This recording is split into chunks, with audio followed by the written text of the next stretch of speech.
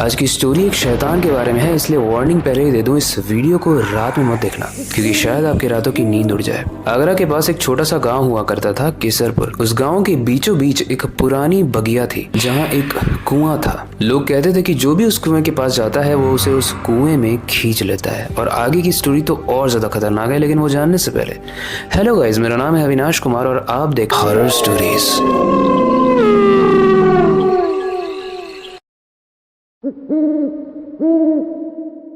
Guys, उस गांव के बीच में जो एक शैतानी कुआं था, गाइस ऐसा माना जाता है कि बहुत समय पहले एक तांत्रिक उस कुएं के पास बैठकर काला जादू कर रहा था, वो भी अमावस्या की रात में। लेकिन जब वो वहां से उठता है तो उसका पैर फिसल जाता है और वो उस कुएं में गिरकर मर जाता है। लेकिन अमावस्या की रात में वो जो काला जादू कर रहा था वो जादू अधूरा रह जाता है, जो उस पर ही भारी पड़ जाता है और इसी वजह से वो शैतान बनकर उस कुएं में जी रहा है। अब जो भी उसके पास से गुजरता था वो उसे अपने कुएं में खींच लेता था, बिकॉज उससे उसकी भूख मिटती थी। कुएं में कई बार गिरने से बहुत सारे लोगों की मौत हो चुकी थी और लोग इस चीज से कन्विंस हो चुके थे कि वहां पर एक शैतान रहता है जिसके पास हमें नहीं जाना चाहिए, वरना वो अपने पास खींच लेता है। एक दिन एक निखिल नाम का लड़का उस गाँव को घूमने आता है।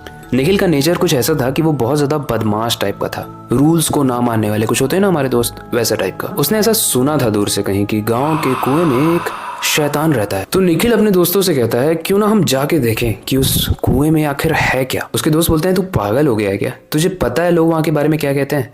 जो भी उसके पास जाता है वो गिर कर उसमें मर जाता है क्योंकि एक शैतान है जो खींच लेता है उन लोगों को। देखो, निखिल जैसे जो लोग होते हैं ना वो थोड़े से सनकी होते हैं। उसने अपने दोस्तों को कन्विंस किया और बोला कि अगर हम उस कुएं के पास जाएंगे और सक्सेसफुली वापस आ गए तो मेरी तरफ से एक पार्टी। अब यंगस्टर्स के बीच में पार्टी का वैल्यू क्या होता है वो तो आप जानते ही हो। तो अगली शाम वो सारे दोस्त उस बगिया के पास चले जाते हैं, बट वो एकदम नॉर्मल दिख रहा था। और निखिल बोलता है कि देखा, मैंने बोला था यहाँ कोई शैतान होता तो आसपास घूम नहीं रहा होता या कुछ अजीब सा फील होता, बट मुझे तो कुछ फील ही नहीं हो रहा है।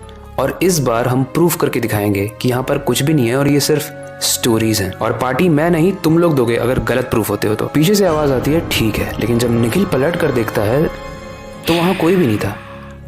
निखिल पूछता है अपने दोस्तों से ठीक है किसने बोला।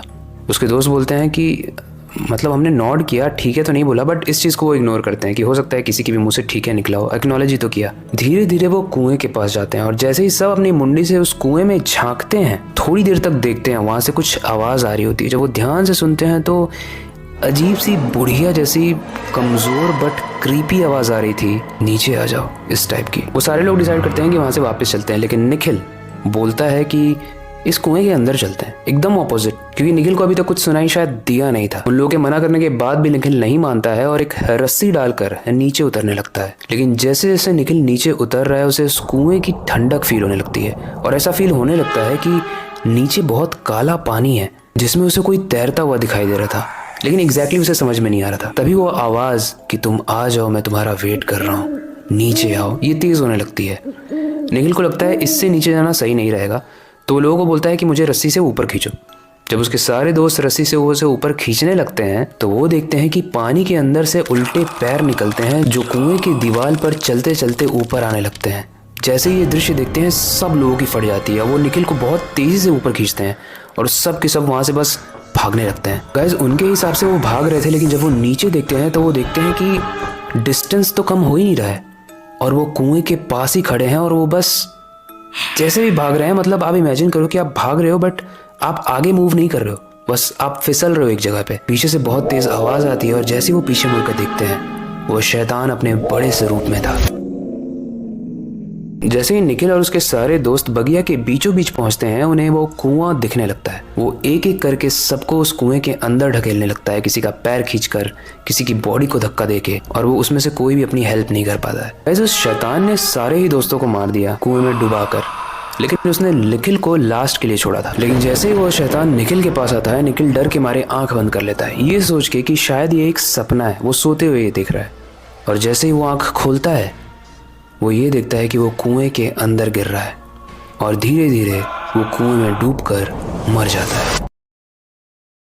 ऐसा माना जाता है कि आज भी उस कुएं से जितने भी लोग गुजरते हैं, जितने भी लोग उसके पास जाने की कोशिश करते हैं, उन्हें कुछ ना कुछ जरूर फील होता है। वहाँ के लोग उस कुएं के तो क्या, उस बगिया में भी नहीं जाते हैं, बिकॉज उसे हॉन्टेड माना जाता है। और ऐसा होता भी है गाइस, मेरे भी गाँव में एक हॉन्टेड कुएं की कहानी है। वेल, आपको क्या लगता है, अगर ऐसा कुआं आपके घर के आसपास हो या आपके गाँव में हो तो आप जाने की हिम्मत करोगे जस्ट टू एक्सप्लोर कि ये सब सच है या नहीं, क्या इसमें कोई ब्रेवरी है या एडवेंचर है, मुझे कमेंट सेक्शन में ज़रूर बताना। ये कहानी आपको कैसे लगी, उससे रिलेटेड कोई भी फीडबैक हो जो हमारे लिए बहुत ज़्यादा वैल्यूएबल है तो आप कमेंट सेक्शन में ज़रूर बताना। आपके पास कोई सजेशन है तो वो भी आप कमेंट सेक्शन में बता सकते हो। बाकी ये वक्त आ चुका है इस स्टोरी को एंड करने का और नई स्टोरी पर काम शुरू करने का। लेकिन जाने से पहले बस एक ही चीज़ कहना चाहूँगा, स्टोरीज डिफरेंट होती हैं लेकिन एंड वाला पार्ट नहीं।